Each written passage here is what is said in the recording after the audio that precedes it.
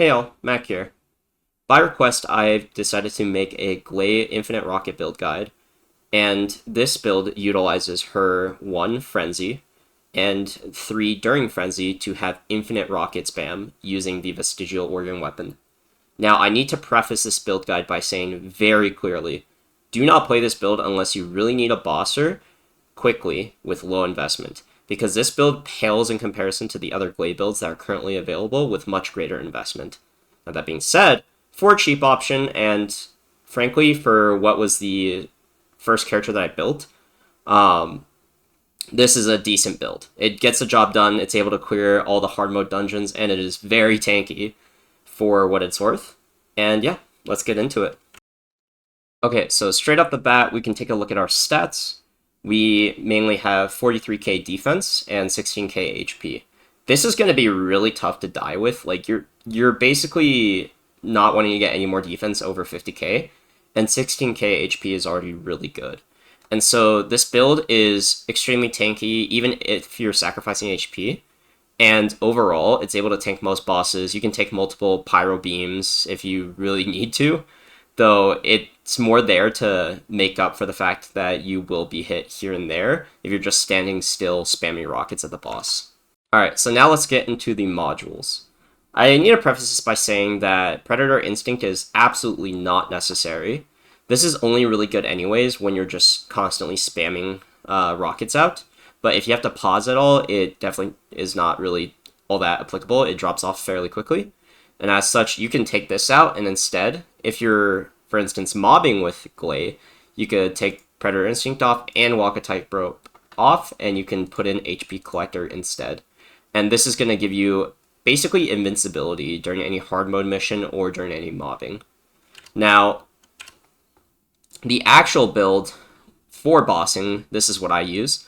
I use Walk a Tightrope at as high of a level as I can, module capacity-wise. You can get this all the way up if you forma this slot, and if you forma this slot right here to give you 5 more capacity. And while I do think that you can invest more into this build, I still think it's better to put your catalysts into a different build on Gley, and to make sure you have the proper slots for that. I've put a couple more catalysts into this because it was the first build that I had.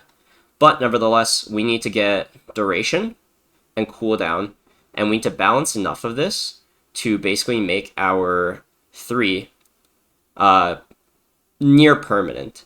The actual cooldown and duration can be within 0.2 to 0.5 seconds, and you won't really notice much of a difference. And you can have it that way instead. So it doesn't have to be perfect in terms of having higher duration than cooldown, but it still would be nice to have regardless. Besides that, you're literally just running defense and HP. It's a lot of HP scaling, a lot of defense scaling, because Gley has really good base defense. And I'm taking some more skill cooldown from these 2 mods. Again, this is a very budget setup, so I don't think you really need to do much more than this to be able to clear the bosses quite smoothly and safely, more than anything else. The Vestigial Organ has a very neat feature where it shoots in a straight line, so wherever you point and shoot is where the rocket's going to go. Now, there is travel time, but there's also a really high fire rate with this gun, which makes it really neat for Gley's 3 ability. Now, what I've done with the Vestigial Organ is I've built up 4 total. I've rolled them to have elemental attack, varying on each. So these all have weak point, explosive, and firearm to Colossus, but the elemental mod is different for all of these. I have 4 depending on which boss I want to fight. And yeah, let's look at the mods. The mods are honestly not that diverse. There's only a couple options, and I haven't really found any good mods beyond these for this build. The crit scaling for this weapon is horrendous, has a base crit of 1, so I wouldn't ever touch that. The rifling reinforcement and action and reaction are where we get our explosive attack. Action and reaction for this gun is extremely powerful. I would prioritize farming this and make sure that you're farming the launcher exclusive version of this. It's kind of annoying, but you want to get this. And then you can put in weak point mods additionally afterwards. I would prioritize everything else before these, but another thing that you can add to give a little bit more damage is Real Life Fighter. The problem with Real Life Fighter is because it's a rocket launcher, sometimes you might think you're hitting a weak point when in reality you're not, and you lose 2 stacks. But if you're able to get a boss down to groggy, and you're able to shoot directly into a weak point and just keep your cursor still, this is going to stack up to maybe 5-6 stacks, if not 10 stacks, and that's 50 to 100% increased firearm attack depending on how well you can maintain it. Besides that, just some fire rate. The enhancement mods and elemental mods, you can change out based on which boss you're fighting. So if I'm fighting Devourer, this is what I would run. If I'm fighting Executioner, I take Toxic and Poison priority. And this flexibility is what I was talking about. It's really nice to just have the right damage type for bosses, and it'll definitely give you a little bit more oomph on this weapon. Okay, so as far as the Reactor goes, this is again a budget option.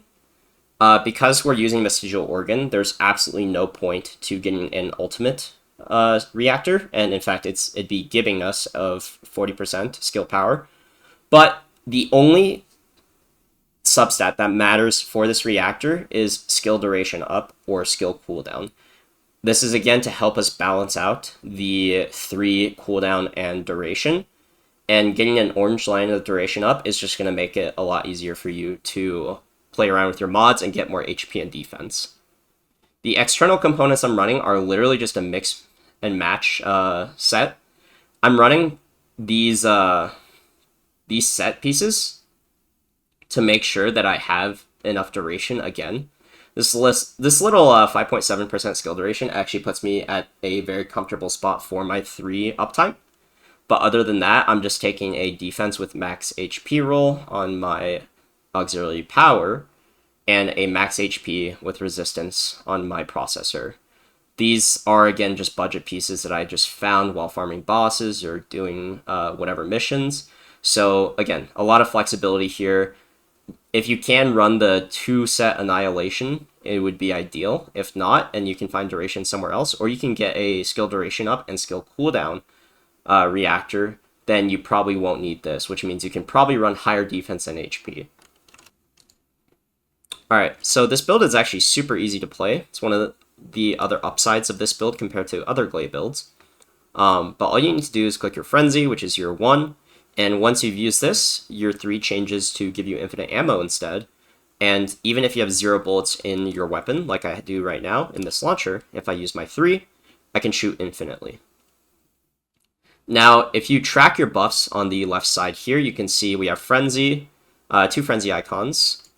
And when we use this, we have this icon with 3 bullets called Maximum Lethality, which gives us infinite ammo and gives us lethality.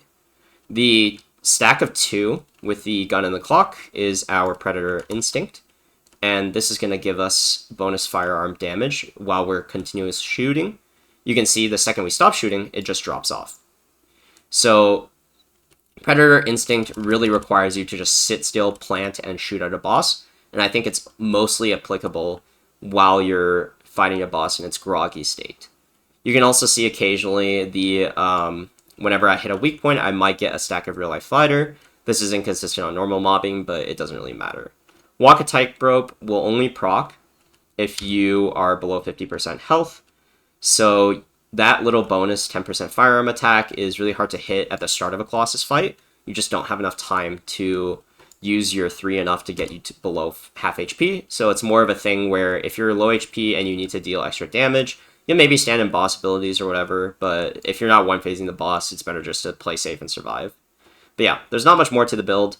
If you feel slow while walking or running, maneuvering, be sure to just chain roll on Gley with the rocket launcher. It's going to help your mobility a lot, and that's about it. There's really nothing more to it. Super straightforward build. Honestly kind of fun, but it's, again, not a build that I think really competes with the other Gley builds if you're putting more investment into them. Alright guys, that's going to do it for this build guide. Relatively brief. I think that if you are planning to play this build, don't invest too heavily into it and try to prep for other Gley builds. But if you like the build and you want to invest in it, go ahead. No one's going to stop you.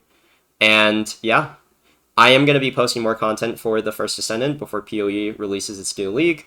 So be sure to keep an eye out if you want to watch more content from me. I'm going to be making a Lepic build most likely next, and that one is going to be a real bosser. Now, if you guys are looking for more content in general, I'm going to be trying to grow this channel, so please leave a like or subscribe if you want to see more from me. Till next time, ciao.